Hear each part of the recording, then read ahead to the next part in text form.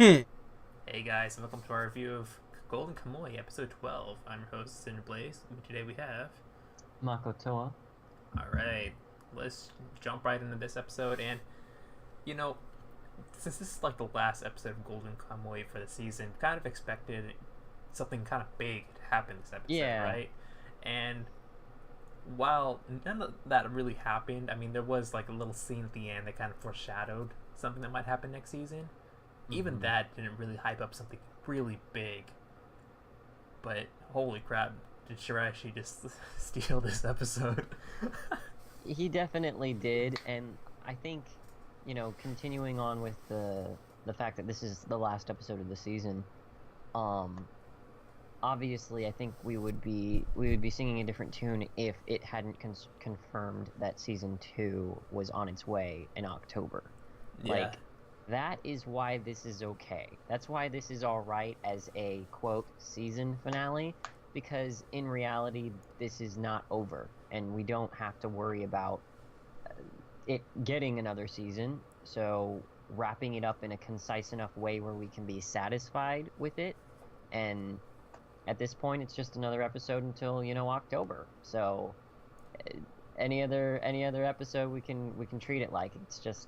Now there's just going to be a bigger gap between this one and the next episode following. Yeah.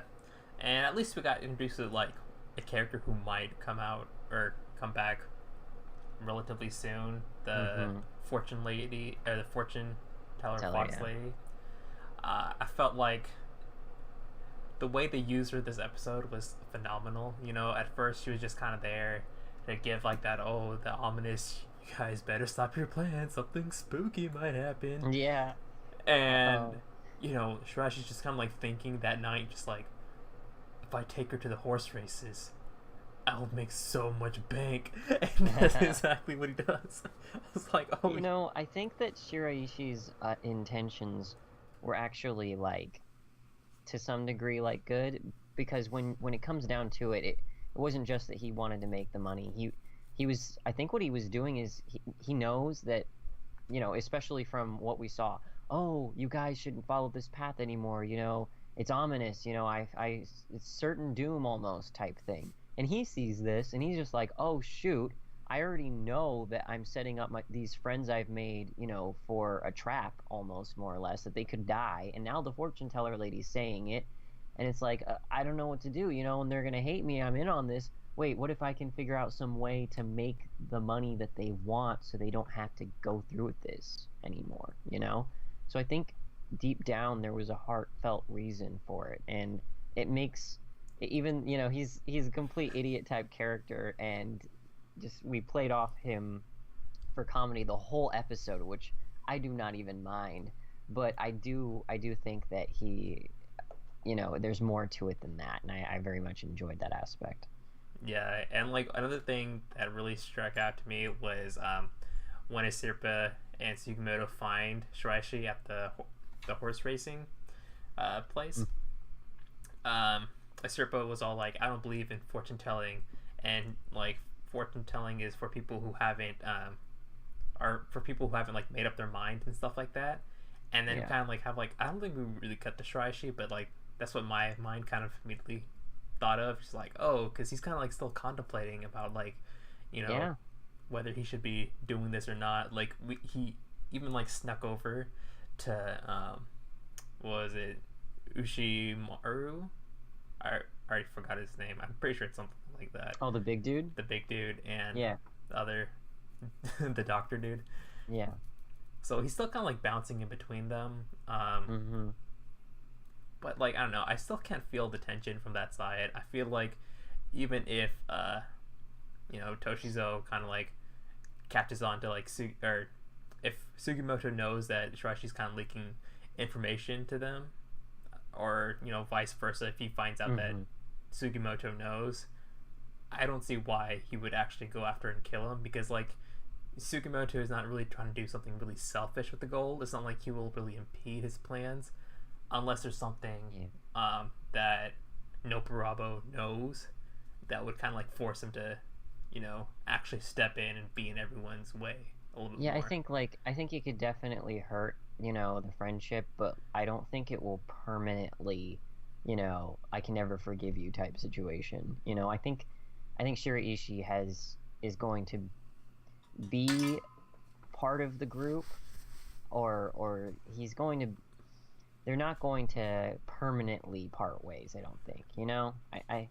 I think that this group is pretty solid, and they beat the crud out of him just randomly for stuff, and like he just takes it, and I don't know. I just the way it feels. I can't. Yeah, it's not like there's no tension that you think that Sugimoto's gonna murder him or something just because of it all. I mean, he might get really mad and like threaten him or something, but I can't see it going that way. I would also like to, and that was a good point you made about how Aserpa was saying, yeah, it's fortune telling is for people who don't have a goal that they've settled on. They're not sure of themselves. Shirishi is definitely that, but it also just goes to show that these guys, Aserpa and Sugimoto, they've settled. They've got determination. Their one track mind is on getting this thing done, and it's challenged later in the episode when a Serpa follows the fox chick and she calls her out about like almost like a insecurity that a Serpa might have, and I love that. I was not expecting it for this episode. This episode just seemed like a lot of childish fun until that happened, and I was like, wow, I was not expecting it from this character, and that she would call her out like that. I mean, fortune teller, what do you know? She's Yeah. got your number, right? But makes sense. Just to see that kind of happen, and that challenge take place, as well as when Shiraishi said to Sugimoto, hey, what if you didn't have to, do this anymore? And then obviously we have Sugimoto pretty much stating, you think I can just say that to her? What am I supposed to say to her? There's no way I could tell her that. He's in it for the long run, and it felt good to see that, that reassurance, that reconfirmation, even though, it was challenged. And I'm sure for a Serpa, it's still like an insecurity she's going to have, and we're probably going to see crop up again, you know? Yeah. Uh, and one other thing about that scene, once she kind of the fortune teller lady kind of leaves Asirpa, throws the tickets in her faces in her face. She was kind of talking about how she had like beautiful eyes like her father, and if she knows her father, which I'm pretty sure we've been told is no parabo, there might be other consequences, involved with like her shenanigans. Like if she knows about that, like I don't think she's a prisoner because Shiraishi would have totally noticed. Yeah. But there might be some other backstory because she is involved with the Ayunu villages, like that whole network, and that's something that I'm pretty sure like the goal was more specific to one river, but I think it was for the benefit of like the Ayunu in general. So she might be like gathering information to know where the gold is that way, or there might be some other stuff. Yeah, that she could be honestly on her father's side. Maybe she's like the contact that's on the outside, and she's trying to get that person out of jail. I don't know. Maybe she's a secret lover or something. But it's kind of it's interesting, and it's another sort of third party character that's in the loop now, because she's like teasing that she might cross paths again, and I 100% believe that we will see her again. Yeah. But if she's antagonistic or on their side, I guess we'll just wait for the next season to find out. Mm-hmm. Do you have any final thoughts for this episode, and maybe even the season? To kind of wrap things up here. Ooh, yeah, the season. Ooh, I think we should talk about like the season as a whole. But we also had another character this episode that. Oh yeah, racing the horses. Yeah, racing the horses. He just went over there. He's like, he picks up some random dude's hat, puts it on, and they're like, "Hey, you're not the guy, but you've got his hat. So can you do a job for us?" There's a random dude. You look pretty savvy with horses, and I'm sure he does because of the fact that he's Ainu. But Okay, on that note, where when he picks up the hat and they kind of assume he's the other dude, that felt like a video game plot. Like Link's wearing like the Zora mask, and then just like, oh well, you look Yeah. like this dude, so go do this mission, because you Yeah. look like this dude. Hmm. They also had him shave and everything. I totally see it. That's Yeah. great. But no, yeah, like he's like bet on number 3, and it's what is his motivation here? He just wanted. He's like, he likes the horse. He's like, you want to win, don't you, buddy? Yeah. I'm gonna make you win, even at the risk of these random 2 dudes' lives. They're like, we'll be killed if you don't. He doesn't even care. Oh my gosh! And he's like, oh yeah. So we should probably get out of here now because I just made the Yakuza here lose a lot of money, so they're probably gonna be searching for me. Oh my gosh. Yeah. Just make enemies, that's great. Like, if we actually get to see the Yakuza in the next season, that'd be pretty fantastic. But, like... I thought they were all wiped out by that one dude, Gara Eyes. I'm not sure if that was the Yakuza. I'm pretty sure that was, like, Toshizo's men or something like that. No, it was definitely the Yakuza because it had that one dude. Remember when it was, like, talking about the Yakuza in that city? And it showed this one dude with, like, really freaking weird eyes, like, really creepy ones? I mean, they were, like, super off to the sides of the face. And then, like, I'm pretty sure we saw his body on the ground with the other bodies leading into that storehouse at the end. Maybe, but I'm not even sure if those guys were Yakuza in the first place. It just felt like those were, like, heads of villages or something like that. Could be, I don't know. But, like, their faces were freaky enough that I thought that they would have screen time, So. Yeah. Yeah. But, Alright. I don't know. That's the episode, but what about the season?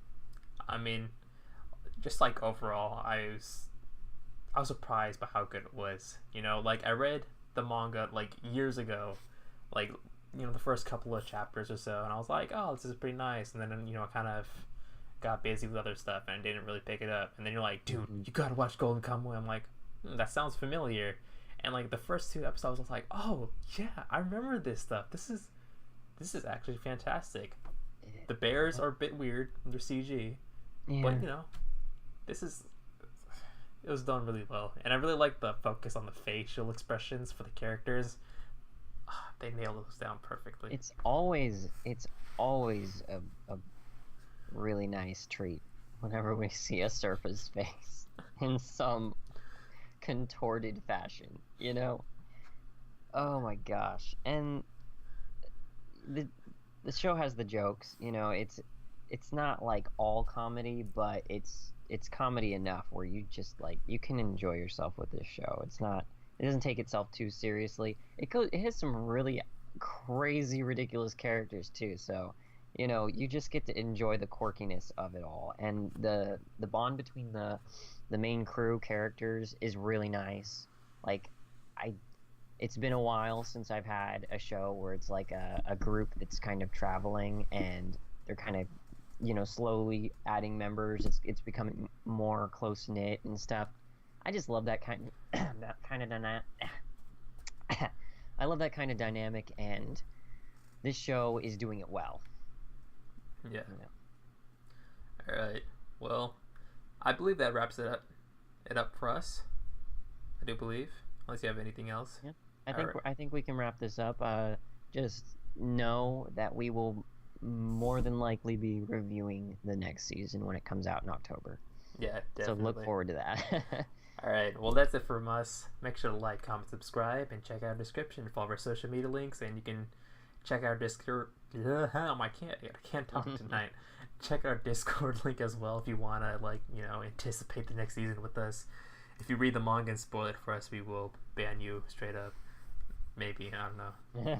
But, we'll catch you next time. Keep it juicy. See ya. And now we're in space.